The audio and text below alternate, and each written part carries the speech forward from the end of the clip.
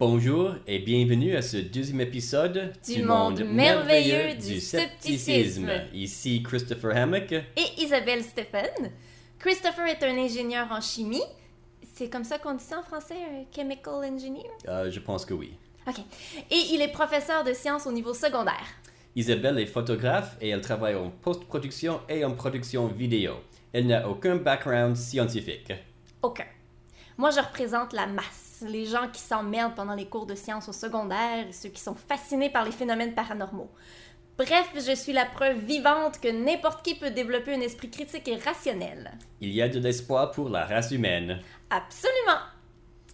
On peut commencer avec les questions des auditeurs. Tu veux dire la question? On a reçu une question, en lien aux scènes d'écriture du mois du premier épisode. Oui, ok, la question. Alexandra demande...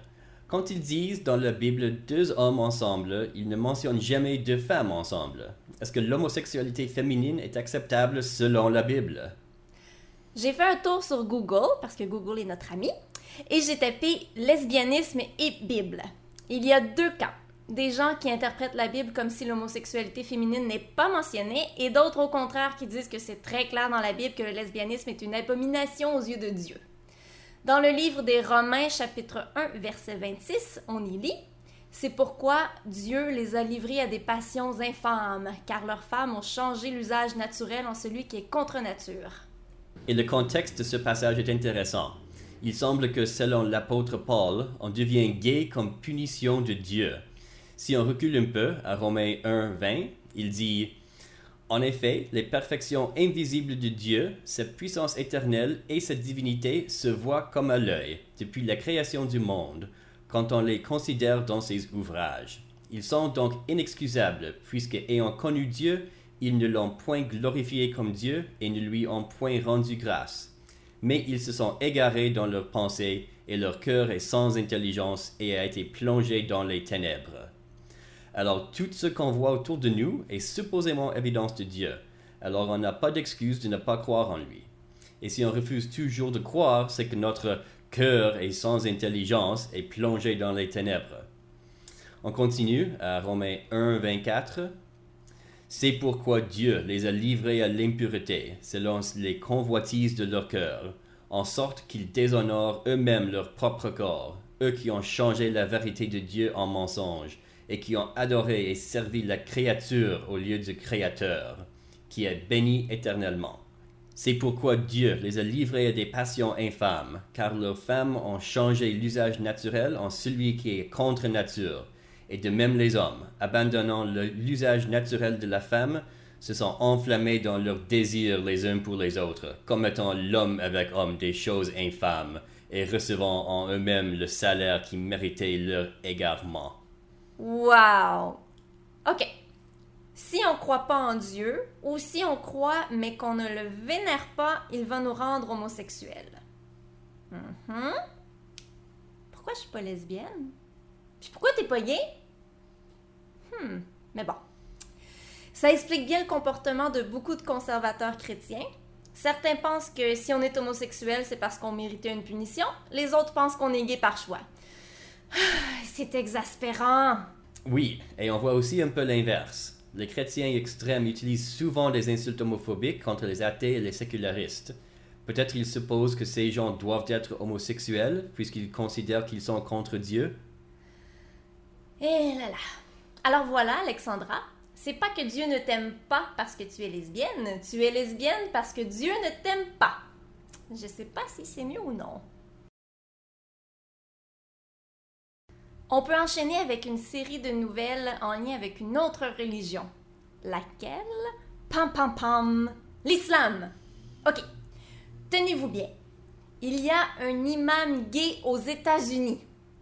Ma première réaction quand tu m'as parlé de ça, ça a été « Nah, tu niaises. » Puis j'ai regardé l'article, voir si la date de publication était le 1er avril. Puis non! Il y a vraiment un imam gay qui existe sur la planète. Bon, il y en a probablement plus qu'un, mais c'est pas mal sûr que c'est le seul qui s'affiche publiquement comme tel. Lui dit que nulle part dans le Coran il y a quoi que ce soit qui parle de punir l'homosexualité et que c'est plus une question de culture pré-islamique en rapport à la Bible, où c'est très clair que l'homosexualité est péché. On a cherché et effectivement, on n'a rien trouvé dans le Coran de vraiment clairement anti-homosexualité. Par contre, j'en ai discuté avec un de mes amis Facebook qui est marocain musulman et lui, il dit que c'est très clair que cet homme doit mourir.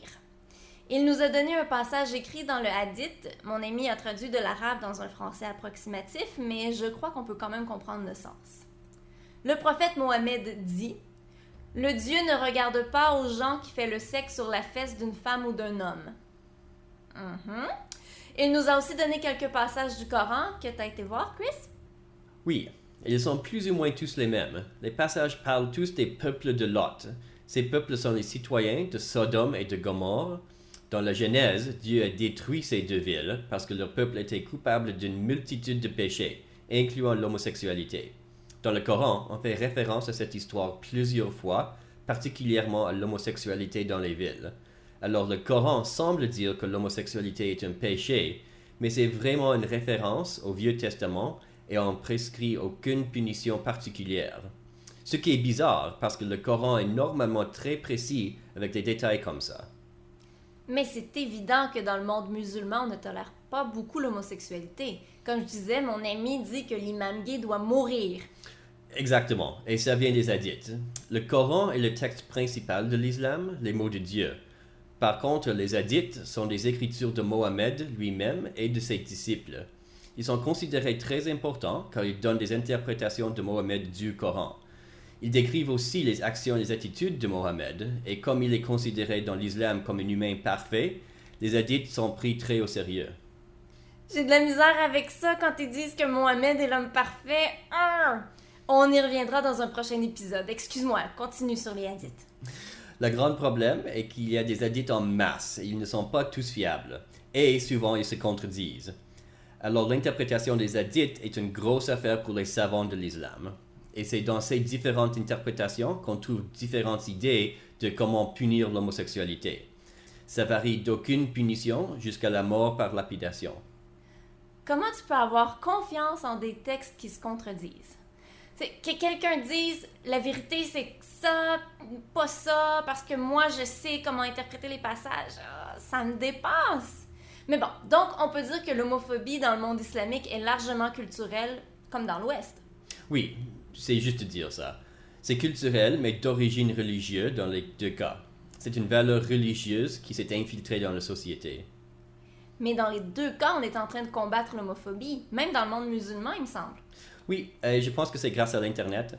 Quand j'étais en Égypte, l'homophobie n'était pas trop répandue parmi les jeunes qui étaient assez riches pour avoir accès à l'Internet. Il y en avait toujours un peu, comme ici, mais le fait que l'homophobie n'est plus cool, ça fait que beaucoup de jeunes le rejettent. Ça a déjà été cool d'être homophobe? Sérieux?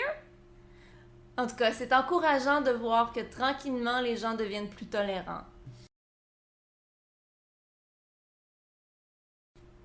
Parlant de rationalité, je suis sûre que vous êtes tous au courant, mais on pouvait pas ne pas en parler.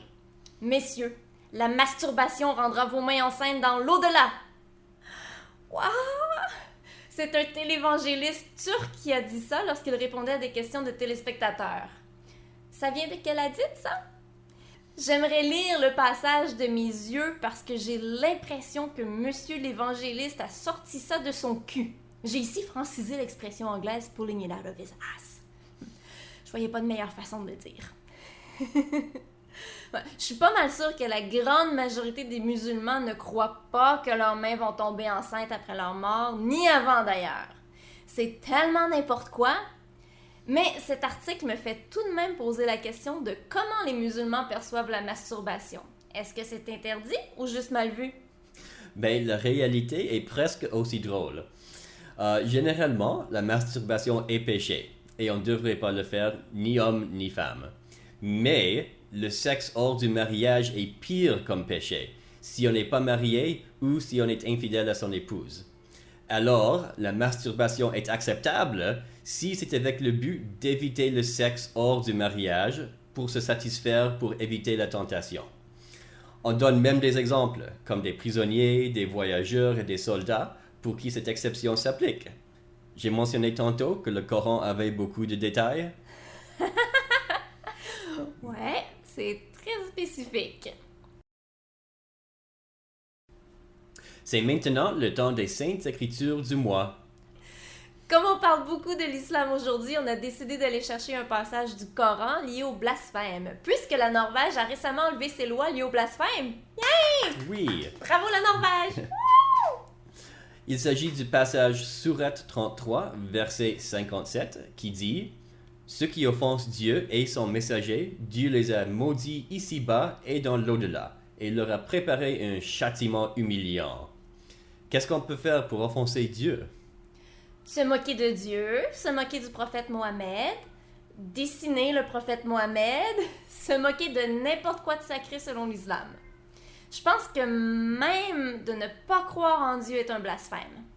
Je parlais plutôt de mon ami Facebook marocain musulman, et hier, il m'a demandé si je croyais en Dieu. J'ai pas été capable de mentir, je lui ai dit que non. Et il a paniqué. Il voulait juste plus me parler. J'ai essayé de lui faire questionner l'existence de Dieu et il s'est fermé totalement. On ne peut juste pas questionner l'existence de Dieu. Pour moi, le droit au blasphème est extrêmement important. Je veux avoir le droit de dire ce que je veux. C'est une question de liberté d'expression.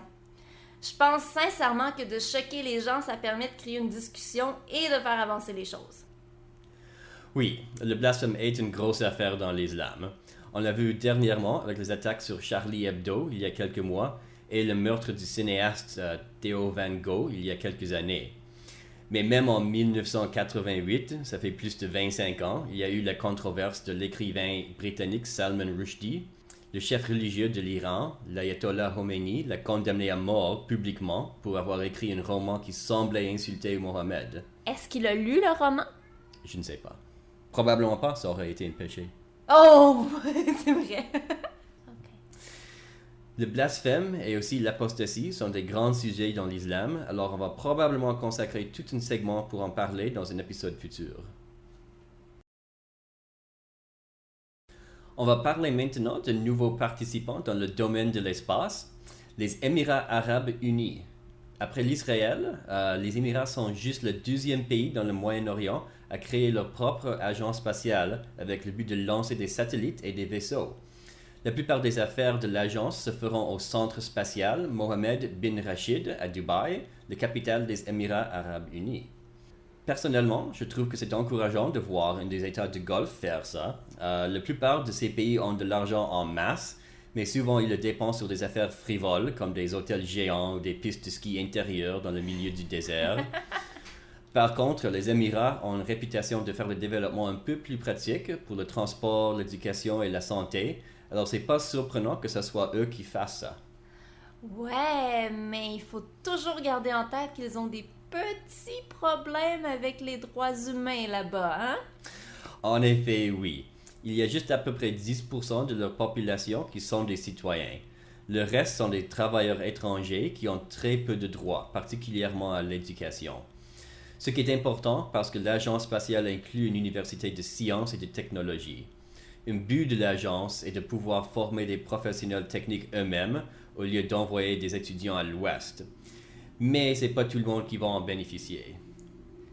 Juste 10% de la population va pouvoir aller étudier dans le domaine. Ouais, des citoyens. OK.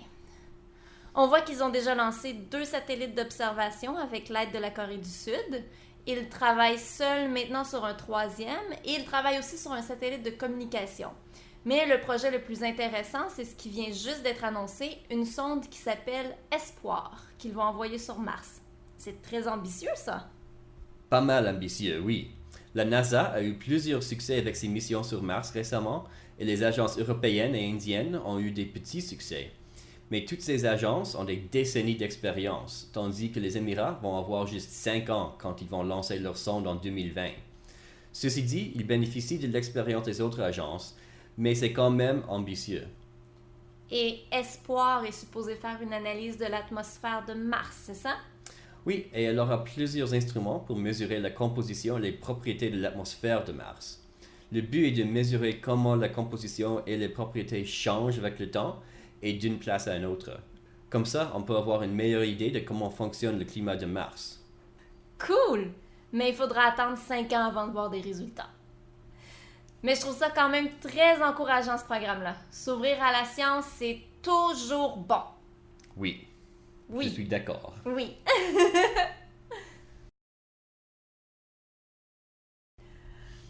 On a beaucoup entendu parler récemment du journaliste François Bouguingo. Depuis 20 ans, il a fait des reportages pour les journaux, la radio et la télévision au Québec. Mais maintenant, un reportage dans la presse révèle que beaucoup de ces reportages étaient faux ou exagérés. On avait un cas similaire aux États-Unis avec le populaire présentateur Brian Williams à NBC. Lui, il avait exagéré ses expériences durant la guerre en Irak. Mais des cas comme ça ne sont que la pointe de l'iceberg.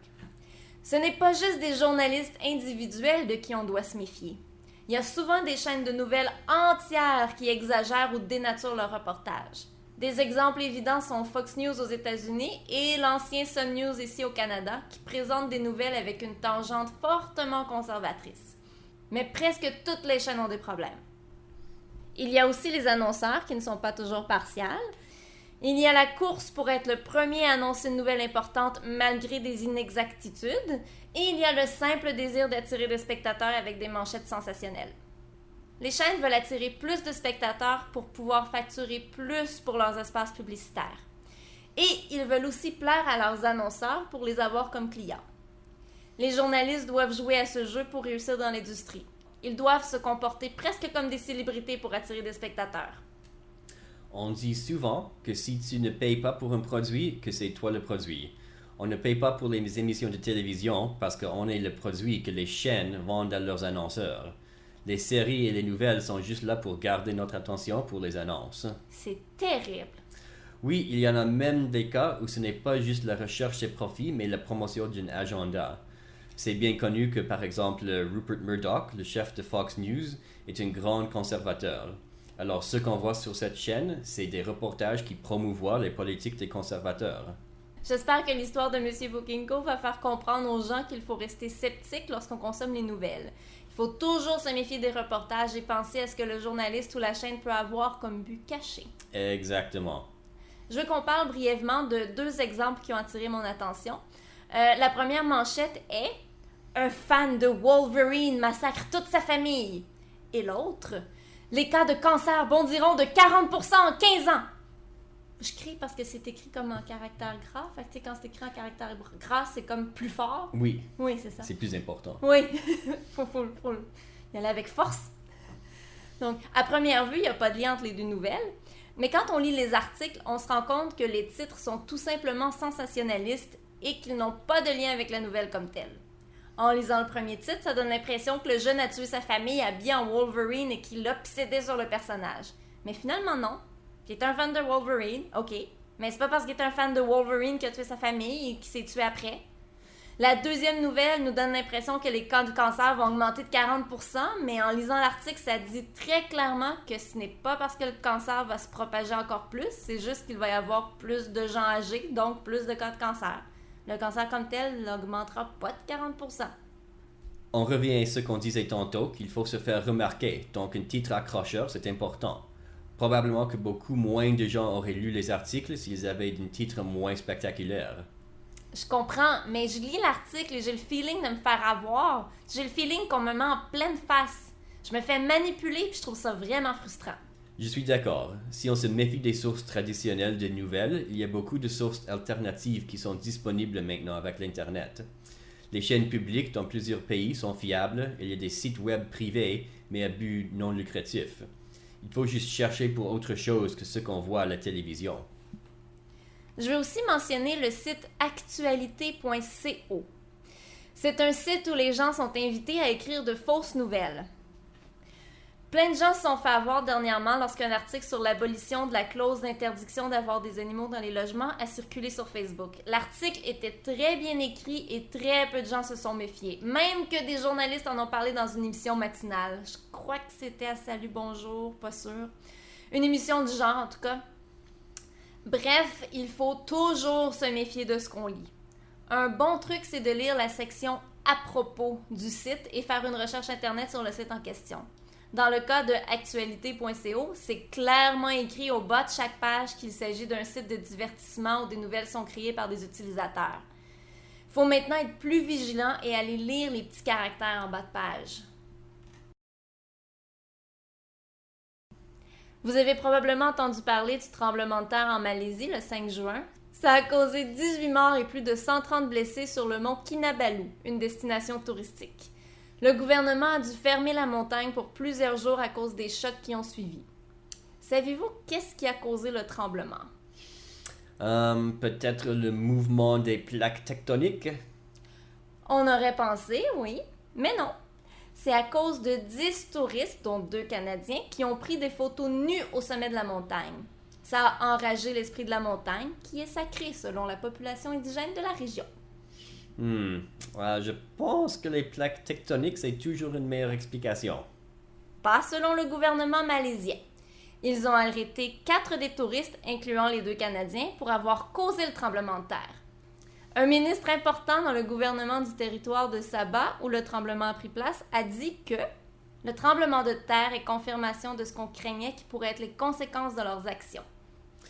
Et est-ce que tu es certaine de tout ça? Ben oui. Plusieurs journaux et chaînes de télévision en Grande-Bretagne et Canada ont couvert l'histoire. Plusieurs sources le confirment. Je suis toujours un peu sceptique. De quelle partie? Pas sûr de tout. Ça a l'air un peu louche tout ça. C'est bien que tu sois sceptique, car c'est un bon exemple de ce qu'on vient de discuter. En fait, il y a plusieurs problèmes dans le scénario ici. Lequel tu penses est le premier? Le plus évident, c'est l'affirmation que le tremblement de terre a été provoqué par les touristes nus qui ont fait offense aux esprits de la montagne. Oui, ça c'est assez évident. En fait, l'épicentre du tremblement n'était même pas à la montagne, mais 100 km plus loin. Il y avait même très peu de dégâts à l'épicentre. Les seules victimes étaient ceux sur la montagne à cause de l'instabilité géologique. Mais ça, c'était facile. Tu es sceptique de quoi d'autre? Peut-être le fait que les touristes étaient arrêtés pour avoir causé le tremblement de terre? Ça me semble un peu bizarre aussi. Effectivement. 2 morceaux de robot pour toi! Les touristes ont pris leurs photos le 30 mai et les ont postées sur Internet. Les autorités locales l'ont su quelques jours plus tard et les policiers ont commencé à les chercher le 3 juin pour indécence publique, selon un article dans The Star de Malaisie. Mais le tremblement de terre n'a pris place que 2 jours plus tard, soit le 5 juin.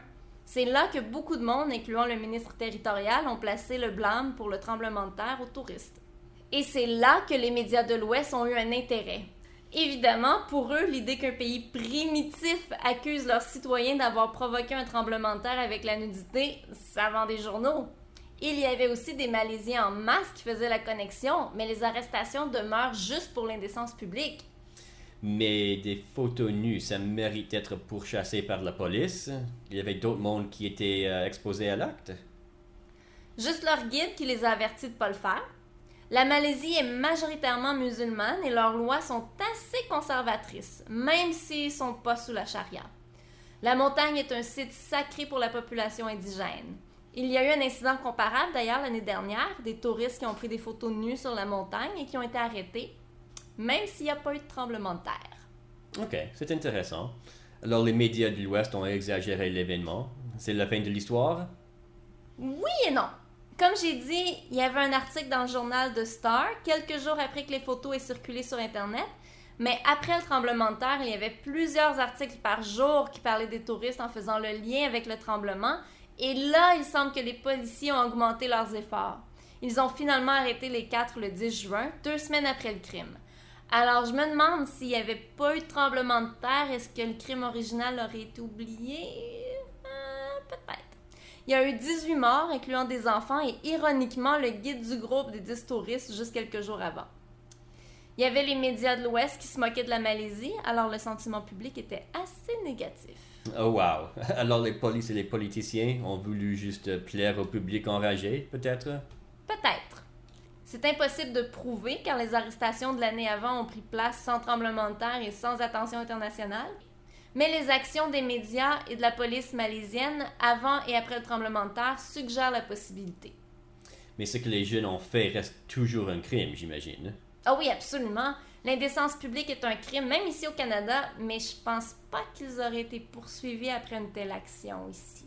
C'était juste stupide et irresponsable de faire ça dans un pays conservateur après avoir été averti par le guide. et particulièrement de mettre leurs photos sur Internet, étant toujours dans le pays. Mais il semble que c'était juste un mauvais timing d'avoir fait ça juste avant le tremblement de terre.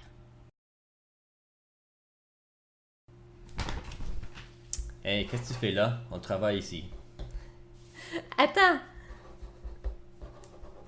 Passe-moi un crayon. Pourquoi? Passe-moi un crayon.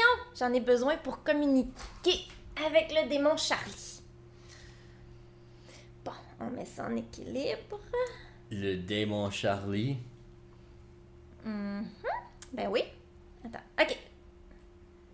Charlie, est-ce que tu es là? Charlie, Charlie, est-ce que tu es là? Je doute que ça marche. Attends.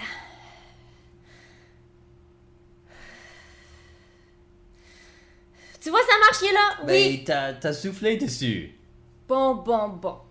Pas besoin de souffler dessus pour que ça marche. Ça fonctionne tout aussi bien avec un coup de vent qui passe par la fenêtre ou encore des vibrations qui viennent de l'extérieur. Ben, c'est ça, y a pas de démon qui s'appelle Charlie.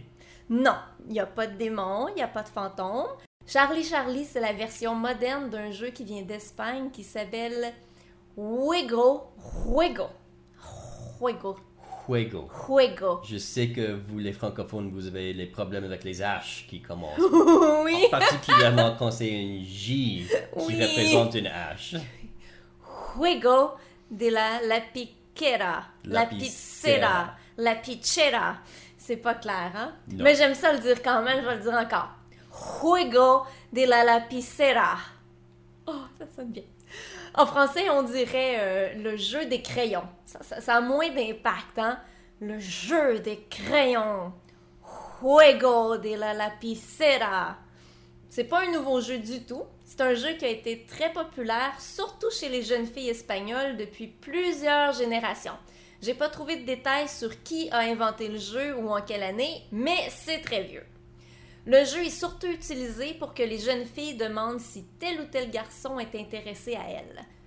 Moi, quand j'étais ado, on se tirait aux cartes avec un jeu de cartes ordinaire, là, et quand on avait un roi ou un valet, on disait que c'était un gars qui nous trouvait de son goût. Le roi, c'était un gars plus vieux que nous, le valet, un gars plus jeune. Si c'était du cœur ou du carreau, il y avait les cheveux pâles, et si c'était du trèfle ou du pique, il y avait les cheveux foncés.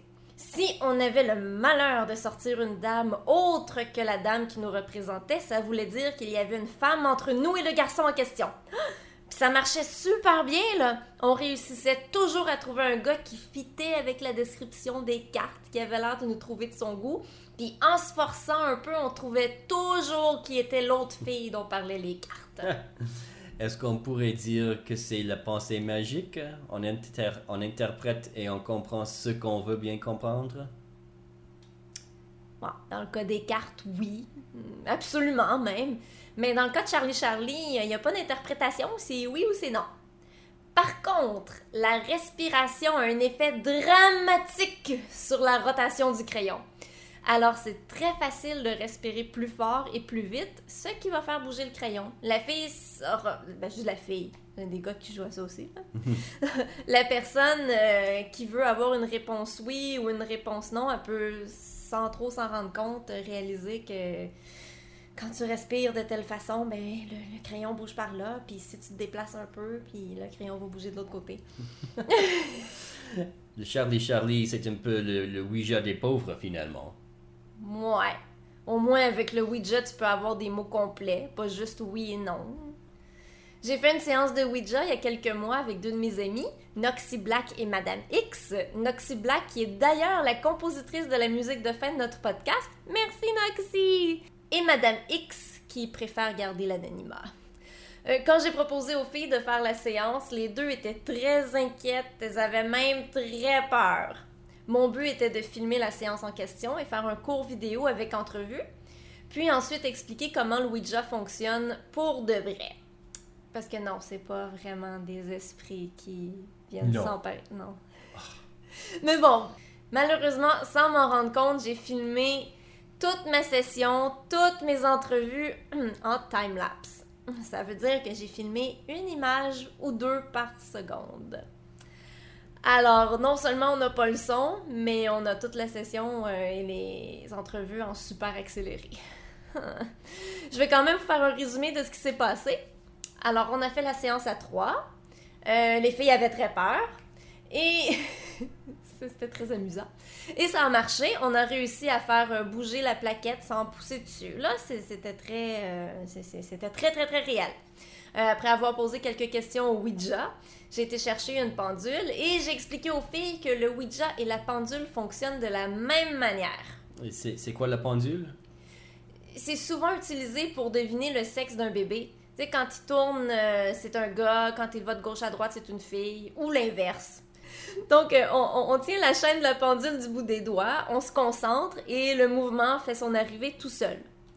Sauf qu'il n'arrive pas vraiment tout seul. C'est ça qu'on appelle l'effet idéomoteur. Sans s'en rendre compte, quand on pense à un mouvement, on fait le mouvement. Mais c'est un mouvement tellement minuscule qu'il ne se voit pas puis on n'en a absolument pas conscience. Mais on fait bel et bien le mouvement. C'est prouvé, il y a eu beaucoup de recherches sur le sujet. Vous pouvez faire l'expérience à la maison. Vous prenez une chaîne avec un médaillon assez lourd, vous tenez la chaîne du bout des doigts et vous vous concentrez sur faire un cercle. Pensez à un cercle. Pensez à un cercle. Vous allez voir que lentement, le médaillon va commencer à faire un mouvement circulaire. Vous pouvez l'amplifier, le changer de côté, de vitesse, et tout ça sans même avoir l'impression de bouger vos doigts. Non, vous n'avez pas de super pouvoir. C'est le cerveau qui est extraordinaire. Mais pour en revenir à Charlie Charlie, il y a eu un reportage humoristique sur le site web de Racket Report qui disait que 500 morts mystérieuses seraient en lien avec le jeu. Le Fiji Sun a rapporté cette nouvelle sans se rendre compte que ça venait d'un site humoristique. C'est le même type de site qu'on parlait un peu plus tôt, le actualité.co. C'est la même chose, mais anglophone. Alors, donc, le ministre de l'Éducation du pays a banni le jeu. Même que 3 professeurs ont été arrêtés par la police et questionnés sous prétexte qu'ils auraient forcé leurs étudiants à jouer au jeu Moody. Ah! Heureusement, ils ont tous les 3 été blanchis. Ouf! Mais encore une fois, on voit qu'il faut toujours vérifier les sources d'une nouvelle. Oui, exactement. C'est maintenant le temps de l'idée fausse du mois! Est-ce que vous vous souvenez dans vos cours de biologie d'avoir appris qu'il y avait des endroits spécifiques sur la langue pour goûter les différentes saveurs? Le bout de la langue est pour le sucré. Ensuite, les côtés vers le bas, c'est pour le salé. Les côtés un peu plus hauts, c'est pour le goût amer. Et le fond, c'est pour l'acide? Moi, je m'en souviens! Et vous savez quoi? C'est pas vrai! Est-ce que vous avez fait le test pour le fun? On va le faire. Allez vous chercher un morceau de chocolat. Allez vous chercher un morceau de chocolat. C'est toi qui as tué le chocolat. Oui, je sais. Mais là, il faut donner le temps aux gens d'aller le chercher. Attends, je vais t'en donner un de cette boîte-là parce que je les aime un peu moins que l'autre boîte. OK. OK. C'est collé à l'intérieur. Il fait chaud ici. OK, j'ai mon chocolat. Alors, Chris a un chocolat Lindt. Moi, j'ai un chocolat Léonidas. What?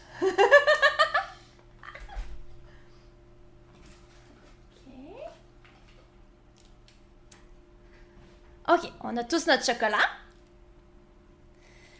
Maintenant, mettez-le sur le côté droit de votre langue. Ah. Qu'est-ce que vous goûtez? Sucré? Maintenant, promenez-le partout sur votre langue. Ah. Ah.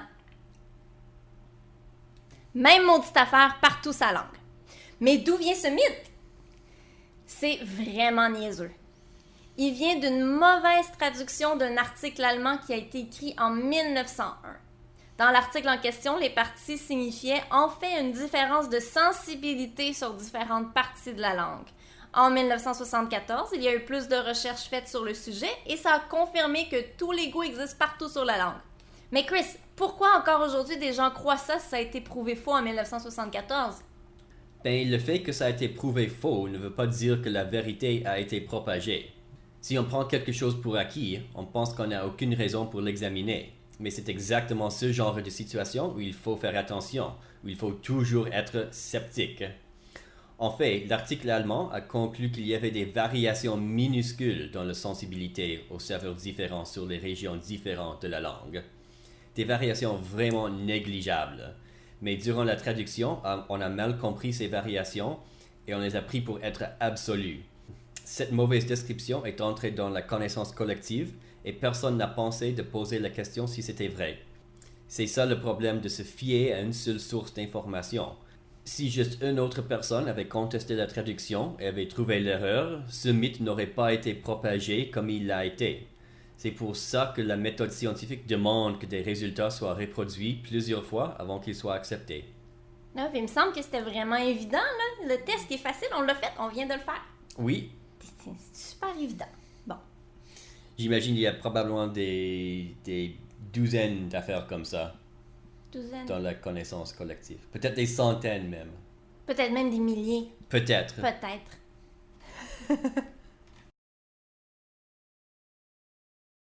Il y a un conflit bizarre entre le Dalai Lama, le chef du bouddhisme tibétain, et le Parti communiste de Chine. Le Dalai Lama, depuis 5 ans, parle de peut-être ne pas se réincarner après sa mort. Le Parti communiste, des athées confirmés, déclare que c'est un sacrilège contre le bouddhisme et qu'il doit se réincarner, et que même s'il ne voulait pas, ce n'est pas à lui de décider. C'est automatique, c'est naturel. Oui, c'est assez drôle ça, voir les communistes insistant sur une réincarnation dont ils ne croient même pas. Ouais. Mais bon, le gouvernement chinois s'oppose au Dalai Lama car ils ont peur de voir la séparation du Tibet de la Chine. Le Dalai Lama est effectivement le chef politique du Tibet, même s'il est en exil depuis que la Chine l'a envahi en 1959. Mais il y a presque 90 ans, il est conscient du fait qu'il vivra pas indéfiniment. Selon la tradition, quand le Dalai Lama meurt, il est réincarné dans le corps d'un garçon nouveau-né.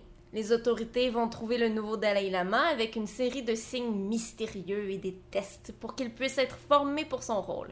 Mais souvent, dans le passé, les gouvernements se sont mêlés dans la sélection du nouveau lama. Du nouveau lama. Et c'est exactement ça que le gouvernement chinois semble vouloir faire. Ça mérite un peu de connaissance de base, là. En fait, il y a 2 lamas importants. Excuse-moi, j'arrête pas d'imaginer des lamas, les animaux. Oui, quand on est enfant, on parle de ça souvent. Je suis pas un enfant! Non, j'ai pas dit ça. Ok, il y a le Dalai Lama, le chef, et le Panchen Lama, qui est comme un lieutenant ou un vice-président. Quand il meurt, le Panchen Lama se réincarne de la même façon que le Dalai Lama. Quand l'un d'eux meurt, c'est l'autre qui doit confirmer le garçon qui est la réincarnation. C'est comme ça que le système de réincarnation peut continuer. Il y a toujours quelqu'un là pour confirmer l'autre. Maintenant, situation hypothétique, si les deux meurent en même temps, il n'y a personne pour confirmer le remplacement, mais j'ai pas pu trouver des petits caractères pour une telle situation. Mais qu'est-ce qui se passerait? Est-ce que ça serait la fin du bouddhisme? J'imagine, hein? Alors donc, quand le Dalai Lama meurt, ça va être le Panchen Lama courant qui va trouver sa réincarnation. Mais c'est qui ce Panchen Lama? C'est pas si clair. Le dernier est mort en 1989 et le Dalai Lama a nommé son remplaçant en 1995. 3 jours plus tard, ce garçon de 6 ans a été pris par le gouvernement chinois et personne ne l'a vu depuis. Le gouvernement a ensuite nommé leur propre remplaçant pour le Panchen Lama. Il n'y a vraiment personne qui accepte ce Panchen Lama du gouvernement. Mais tant que l'original n'est pas libéré, c'est le seul qui a même le moindrement d'autorité pour nommer le nouveau Dalai Lama. Et après que ça soit fait, c'est le gouvernement qui va effectivement contrôler la hiérarchie religieuse. Et avec ça, le contrôle du Tibet serait beaucoup plus facile. Imagine, un gouvernement qui utilise la religion pour contrôler un peuple. Oui, imagine ça. Et pour enlever cet outil, le Dalai Lama a joué sa dernière carte. Si on lui enlève son Panchen Lama et ainsi la possibilité d'influencer la sélection du prochain Dalai Lama, bien, il n'y aura pas de prochain Dalai Lama. C'est un peu comme le Game of Thrones, ça. Mais c'est pas évident selon la théologie bouddhiste s'il a le droit de se réincarner ou pas. Comme si c'est lui qui a le contrôle. Ça fait plus de 400 ans que la ligne des Dalai Lama existe et dès le début, c'était lié à la politique. Le troisième Dalai Lama a créé une alliance avec l'Empire mongol au 16e siècle et miraculeusement, le grand-fils de l'empereur mongol était nommé le quatrième Dalai Lama. Son remplaçant, le cinquième Dalai Lama, a unifié le Tibet après avoir annihilé 2 autres sectes bouddhistes et le gouvernement séculaire durant une guerre civile de plusieurs années. Avec ça, ils ont créé la théocratie tibétaine qui a existé jusqu'au 20e siècle. Mais pour la plupart des 18e et 19e siècles, le Tibet était sous le contrôle de l'Empire chinois, même si c'était un contrôle un peu passif. C'est juste avec la guerre civile et la révolution communiste en Chine, au commencement du 20e siècle, que le Tibet a repris un peu d'indépendance. Durant ce temps, le 13e Dalai Lama a commencé des réformations pour améliorer la vie du peuple, qui étaient en effet des paysans qui servaient les nobles et les religieux. Mais quand le Parti communiste a gagné contrôle de la Chine vers 1950, ils ont repris le contrôle du Tibet dans le but de libérer le peuple des nobles et des religieux qui les dominaient. Après une paix brève, il y a eu une révolte en 1959 que les Chinois ont arrêtée. Tous les religieux seniors ont fui en Inde, incluant le 14e Dalai Lama, celui qu'on connaît aujourd'hui. Depuis ce temps, il travaille pour l'indépendance du Tibet. Mais dans les dernières années, son but était d'avoir juste un petit peu plus d'autonomie, pas la vraie indépendance.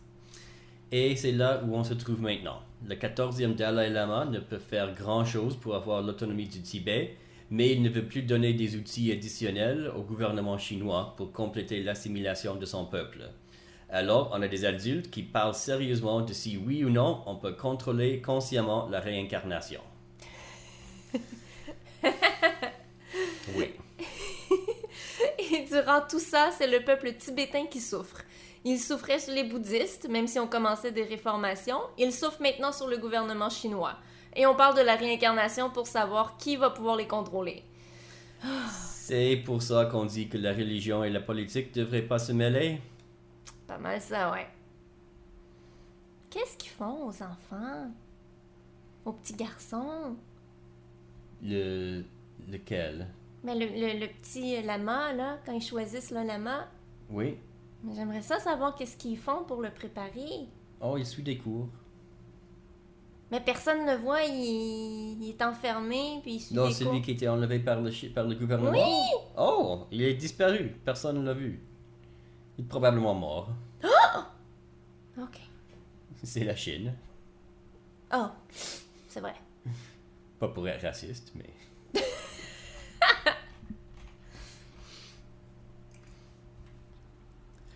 C'est ce qui termine le 2e épisode du monde merveilleux du scepticisme. Au début, on prévoyait faire un épisode par mois, mais vu les commentaires positifs du premier épisode, on a décidé de faire un épisode aux 2 semaines.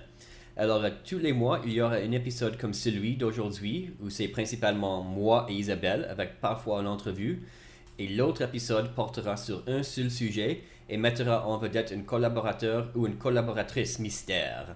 Le prochain épisode sera donc sur le mouvement anti-vaccination. Yay! À la prochaine! Bye bye!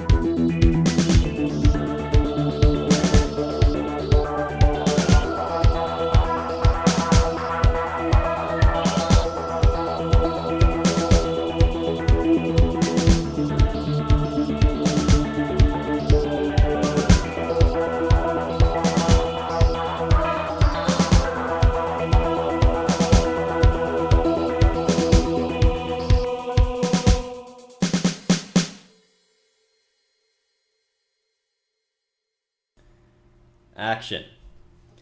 Bonjour et bienvenue à ce 2e épisode du monde merveilleux du scepticisme. You're too late. I know. Again. J'ai de la misère avec ça quand ils disent que Mohamed est l'homme parfait. Arr! Oui, c'est moi l'homme parfait. N'est-ce pas? Plus parfait que Mohamed, en tout cas.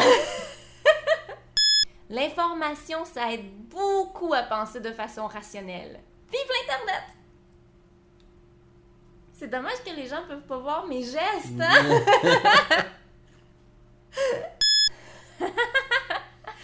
Ouais, c'est très spécifique.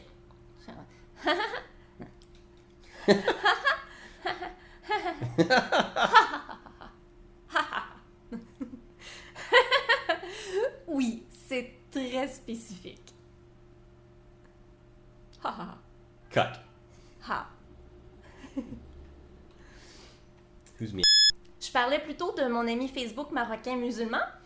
Bien, hier, il m'a demandé si je croyais en Dieu. Je lui ai dit que non. Et il a vraiment freaké. Ah non, il a freaké en anglais, en français. Freaké en français. I don't know. Capoté. Capoté. Oui, le blasphème est une grosse affaire dans l'islam. On l'a vu dernièrement avec les attaques sur Charlie Hebdo il y a quelques mois. Charlie, not Charlie. Charlie? That's what I said? C'est Charlie. No. Oui, t'as dit Charlie. Oh, ok. Pas mal ambitieux, oui. Le NASA a eu plusieurs succès. La NASA. Non. Pas mal ambitieux, oui. Le NASA a eu plusieurs... La NASA. Isn't that what I said? La NASA? Oui, là, tu Ok. l'as eu. Oh! On a beaucoup entendu parler récemment du journaliste François Oh! You can't say that! Je sais pas comment prononcer son nom de famille. Bougingo. Bougingo. J'imagine. Bougingo. You're so racist. Not racist. I'm funny. Il y a aussi les annonceurs qui ne sont pas toujours partials. Arthur. Arthur!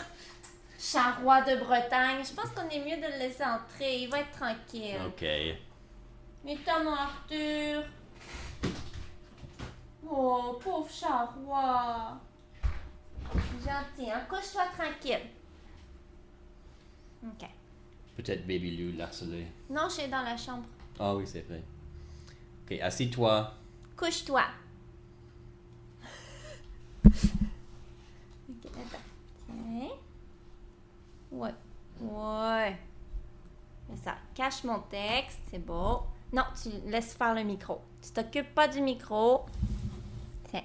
Bon, je te fais de la place pour que tu te couches tranquille. OK?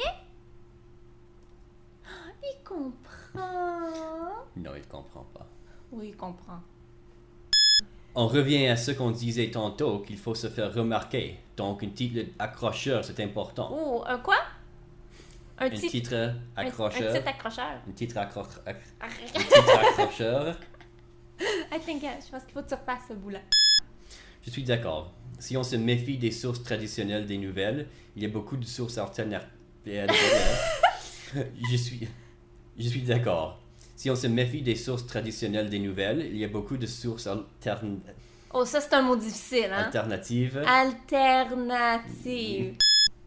Vous avez probablement entendu parler du tremblement de terre en Malaisie le 5 juin. Ça a causé 18 morts et plus de 130 blessés sur le mont Kinabalu. Non, Kinabalu. Kinabalu? Kinabalu. Kinabalu. Sur le mont Kinabalu, une destination touristique. Veux-tu que je recommence là? C'est à toi. Well, now you have to. Un ministre important dans le gouvernement du territoire de Sabah. Sabah. Sabah. Sabah. Sabah. Sabah. Non. Pas d'ailleurs H. C'est silent. Ah, ok. Silencieux. Silencieux. Ok. Son remplaçant, le 5e Dalai Lama, a unifié le Tibet après avoir annihilé 2 autres sectes. Il a unifié du sexe. Avant de vous quitter pour vrai, je voulais dire aux usagers Facebook que vous êtes tous et toutes invités à m'ajouter à vos amis, que ce soit mon profil personnel ou mon profil photographe. Mais messieurs, sachez que si vous m'envoyez une photo de votre pénis, je vous bloque immédiatement. Je suis encore traumatisée de la photo de matin.